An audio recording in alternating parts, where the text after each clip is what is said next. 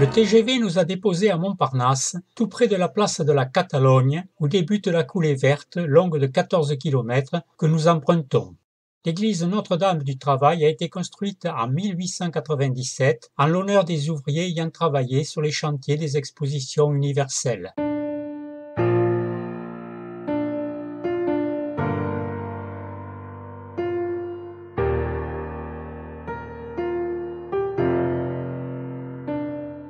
Après Massy s'achève la coulée verte et commence la Vélocénie qui doit nous amener au Mont-Saint-Michel.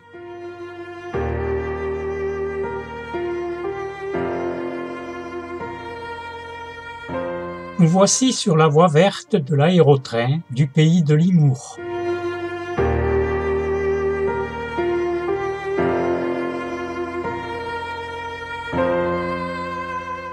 La forêt de Rambouillet, dont une partie se trouve dans le parc régional de la Haute-Vallée de Chevreuse, a été aménagée pour les chasses royales dès le XVIe siècle. Actuellement, cerfs, daims et sangliers y prolifèrent. Chênes et hêtres sont les essences dominantes. Nous roulons sous les hautes futaies et apercevons parfois des maisons forestières abandonnées.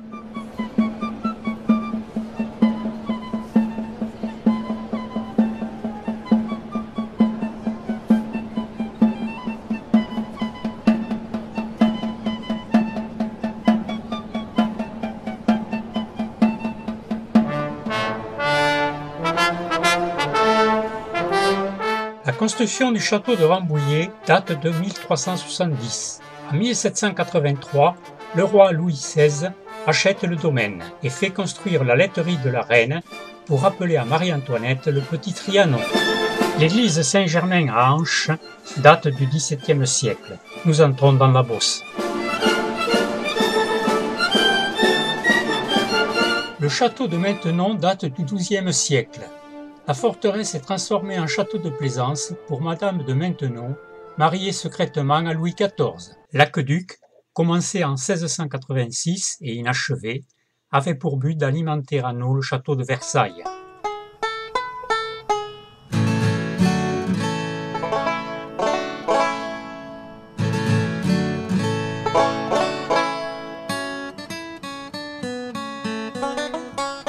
La cathédrale gothique de Chartres date du XIIIe siècle. Ses vitraux sont célèbres pour leurs couleurs, en particulier le bleu. De nombreux verriers se sont installés dans la ville.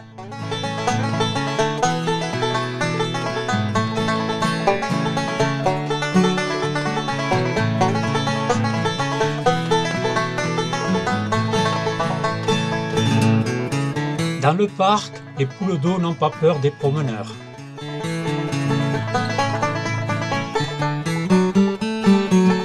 Nous traversons ces vastes plaines de Beauce où d'énormes machines récoltent les pommes de terre. Mère-Église est citée par Marcel Proust dans Du côté de chez Swann. Son étang est très connu des carpistes.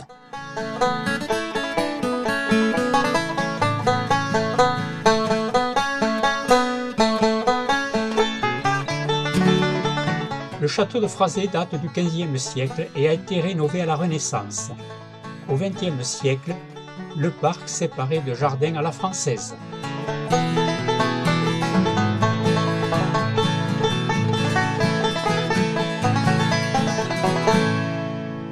Les incendies et le vandalisme ont eu raison de l'abbaye de Thiron-Gardet du XIe siècle.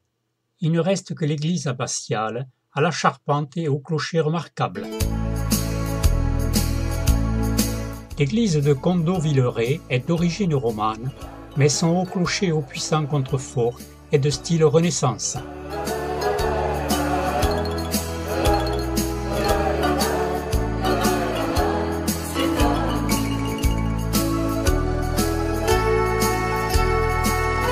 La piste cyclable, au revêtement de graves fines stabilisées, est une ancienne voie de chemin de fer dont il reste quelques témoignages, gares et panneaux, et qui traverse des paysages bucoliques.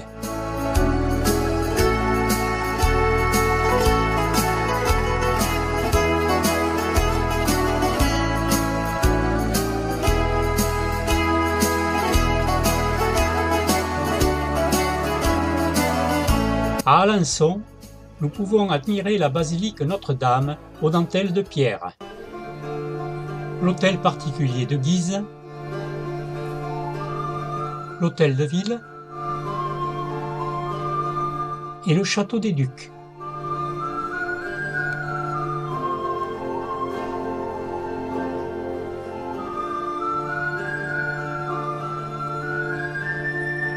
L'Orne nous offre de beaux villages, ici la Roche-Mabille.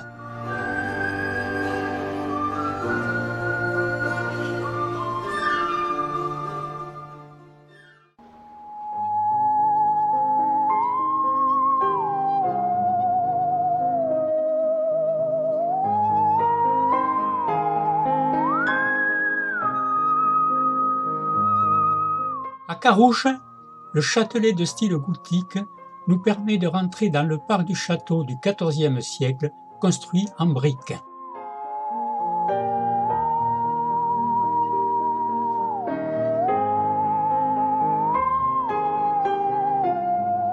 Nous entrons à Mayenne.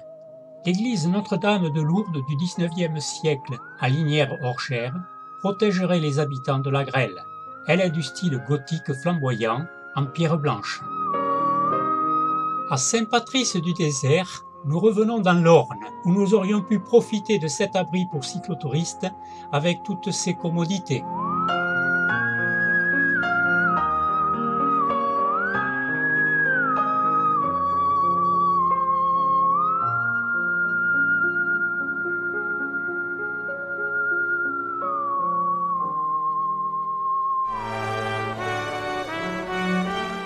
C'est à Domfront que nous allons rouler sur la Vélo-Francette jusqu'à La Rochelle. Nous abandonnons donc la Vélocénie que nous avons déjà parcourue jusqu'au Mont Saint-Michel.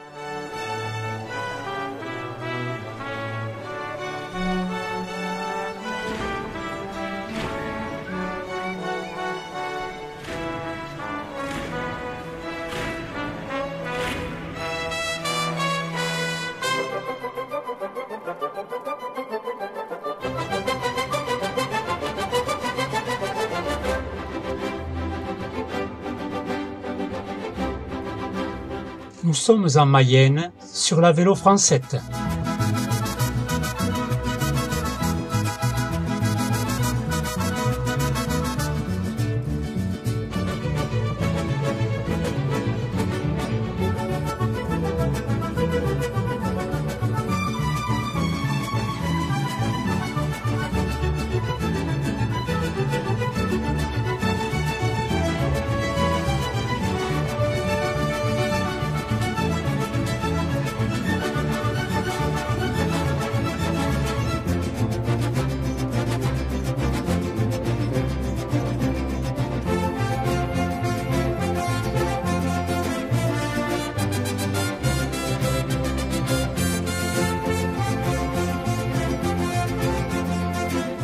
Pour la rendre navigable, de nombreuses écluses ont été construites sur la Mayenne.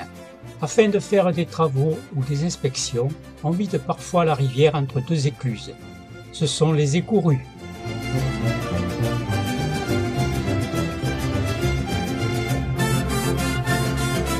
Laval est le chef-lieu de la Mayenne. Nous déambulons dans la vieille ville à la recherche de son patrimoine architectural. Le vieux château, les maisons à pans de bois du quartier historique,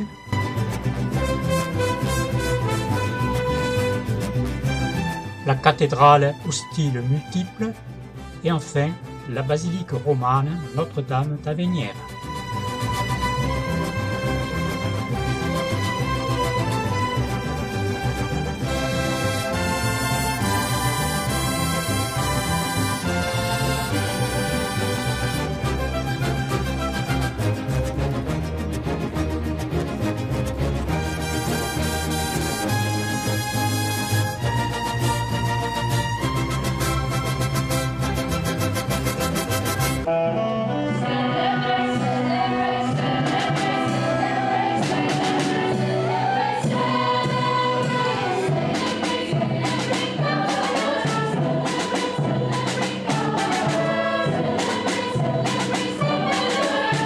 De part et d'autre de la Mayenne fleurissent de belles bâtisses de pierre blanche. À Montreuil-Juigné, nous entrons dans le Maine-et-Loire.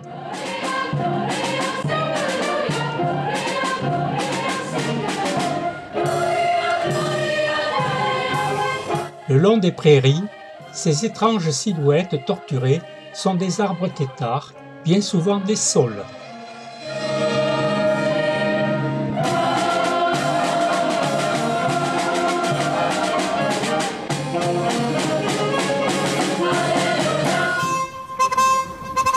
C'est à Angers que la Vélo Française rejoint l'Eurovélo 6 jusqu'à Saumur.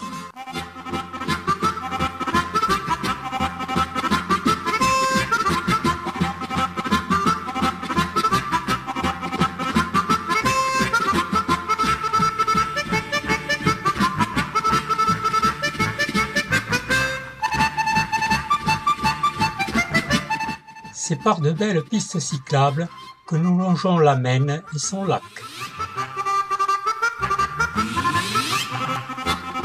À Saint-Mathurin-sur-Loire, le microclimat permet à ce jardin méridional de s'épanouir.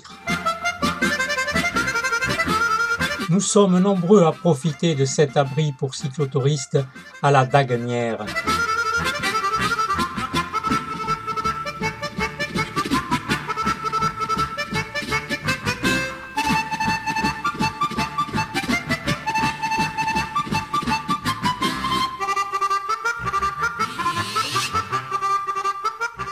L'histoire du prieuré de Saint-Rémy-la-Varenne a commencé au Xe siècle.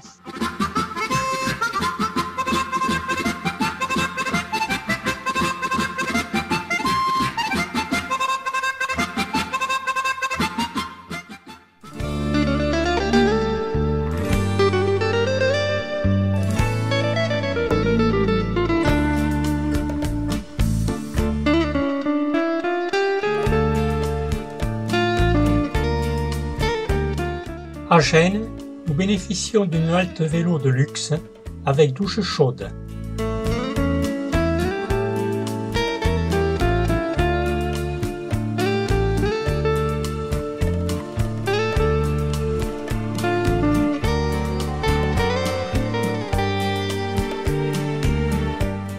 C'est à Saumur que nous abandonnons l'Eurovélo 6 pour nous diriger vers le sud.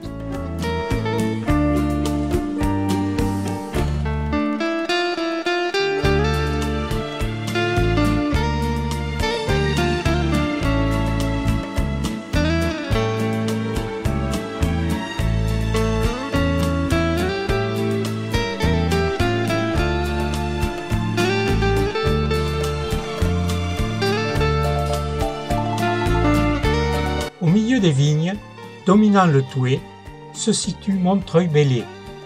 Ce village comporte 17 monuments historiques, dont le château qui date du XIe siècle.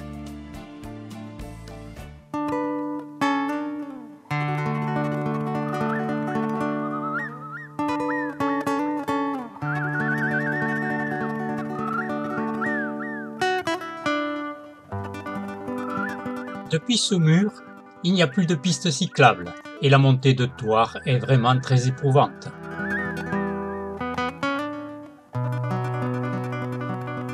La façade de l'église Saint-Médard est un chef-d'œuvre de l'art roman.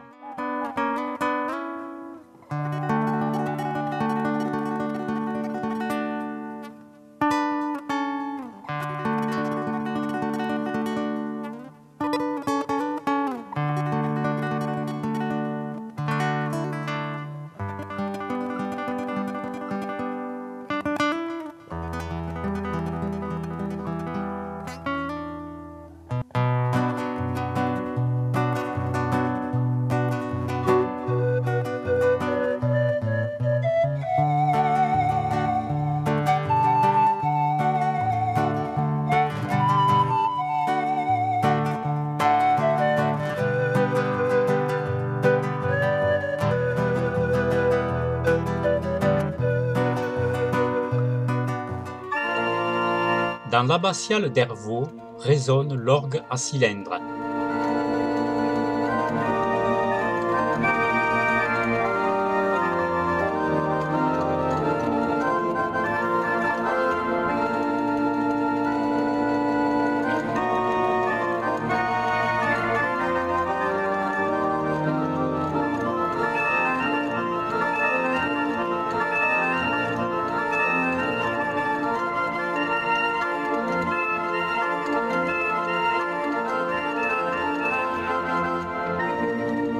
Alors que dehors, le marché apporte une ambiance de fête.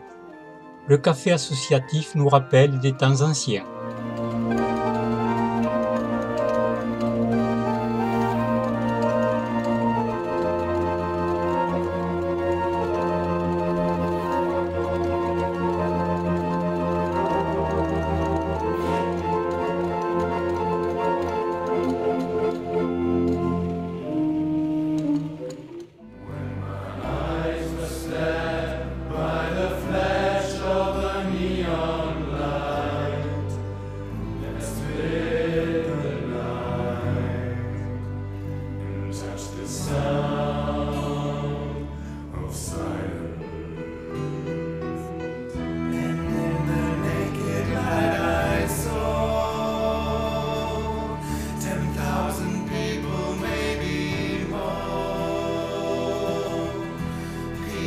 Talking without speaking, people hearing without listening, people writing. Nous entrons dans Parthenay par la porte Saint-Jacques qui accueillait les pèlerins venant du Mont Saint-Michel. No one dare disturb the sound of silence. So say I do not know. Silence like a cancer grows. Hear my words that I might teach you. L'église romane de Parthenay-le-Vieux possède un remarquable clocher hexagonal. But my words like silent raindrops fell and echoed in the wells of silence. And the people L'église Saint-André domine la ville de Niort. to the neon god they made, and the sign flashed out its warning in the words that it was flowing, and the signs and the words of the La Sèvre niortaise est un fleuve côtier qui traverse le marais Poitevin et se jette dans l'Atlantique en face de l'île de Ré.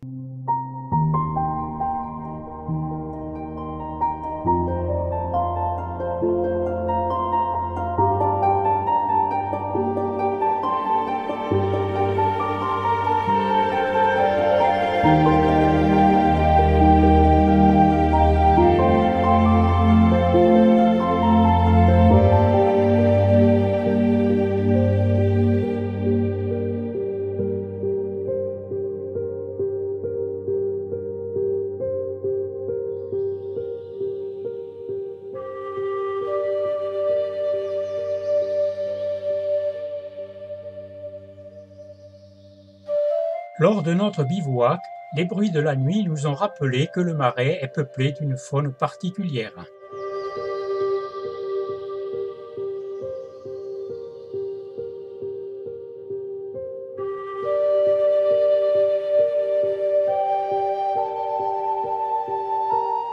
Les frênes têtards au bord trapu bordent le chemin en concurrence avec peupliers et saules.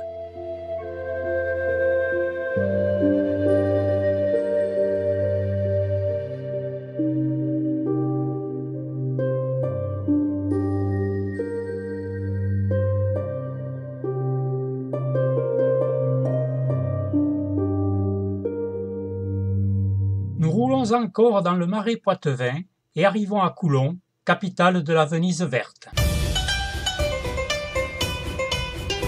C'est à Marans que la Vélo-Française et la Vélo-Tissée se rejoignent. Ce moulin nous rappelle que le vent est souvent présent.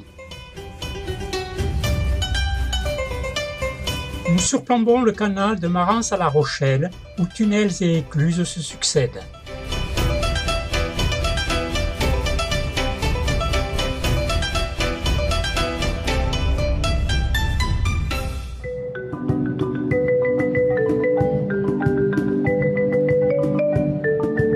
Ces tours médiévales qui gardent l'entrée du vieux port en font une ville fortifiée.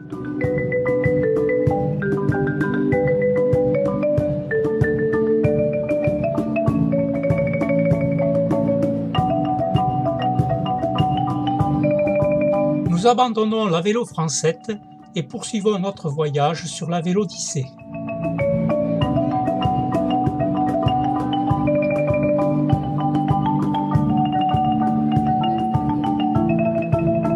Aux premières heures de la matinée, une légère brume apporte à la campagne un air à la fois merveilleux et mystérieux.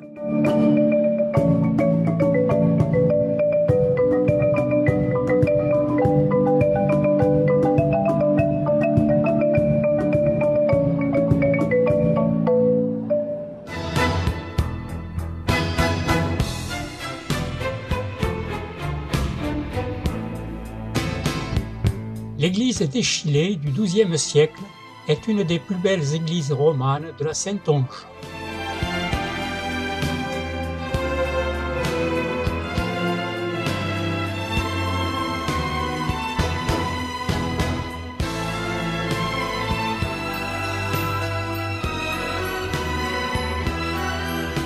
Le marais de Brouage est issu du comblement du littoral. Longtemps insalubres et dangereux, ces marécages sont de véritables mondes de silence qui apportent aux flâneurs la joie d'une rêverie au voyage lointain.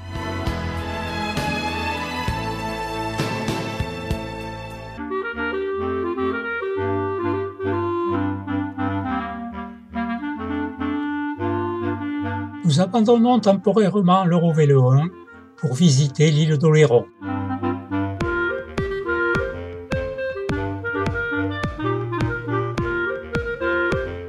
C'est par un réseau cyclable de 130 km que nous traversons dunes, plages, marais et forêts.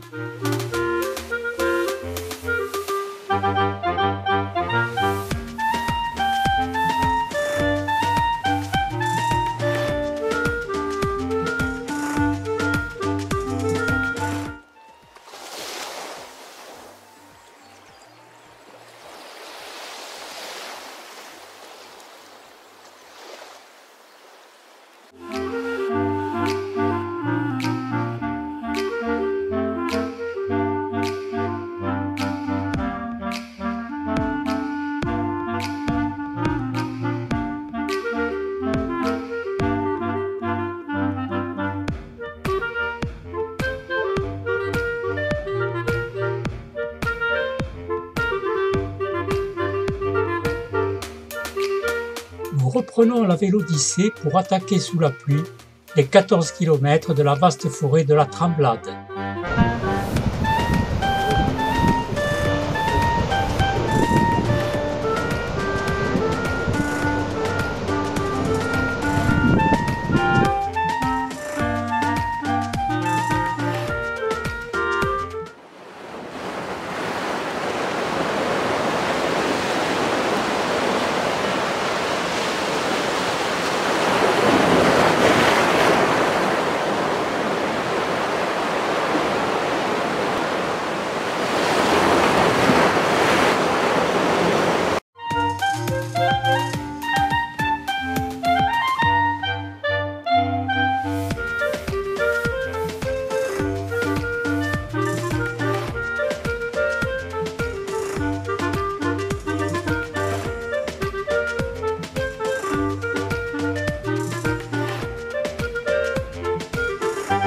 À Sémoussac, la présence de sanitaires nous invite à bivouaquer.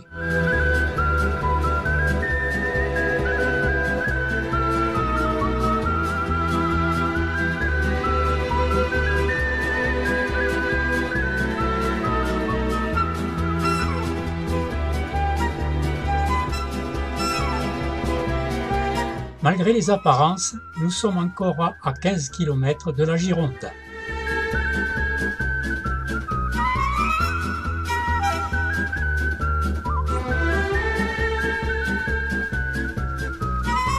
De petites routes nous permettent de longer l'embouchure.